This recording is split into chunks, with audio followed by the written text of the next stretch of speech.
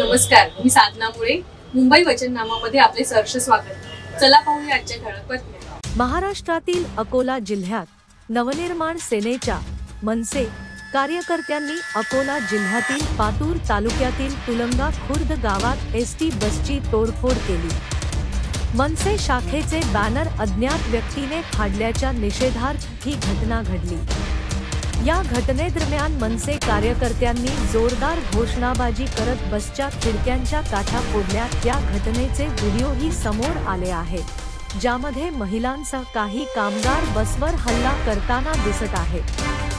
बस चालकाच्या तक्रारीवरून 6 जणांना अटक. पिंपळखुटा येथून अकोल्याकडे जाणारी एसटी बस तुलंगा खुर्द गावाजवळ आल्यानंतर ही घटना घडली. अचानक 4 ते 5 मनसे कार्यकर्त्यांनी लाठ्याकाठ्या घेऊन बसच्या खिडक्या फोडण्यास सुरुवात केली. बसमध्ये ठेवलेल्या सामानाचेही नुकसान झाले.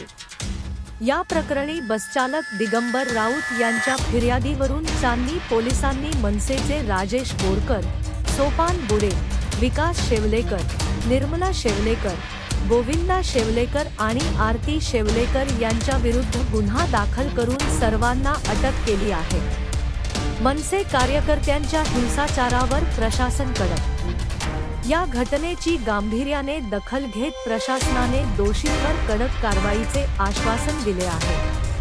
ही घटना नियोजित होती की आवेशातून घडवली गेली याचा तपास आता पोलीस करत आहेत. आपल्या मुंबई वचननामा चॅनलला सबस्क्राइब करा आणि बेल आयकॉन दाबायला विसरू नका.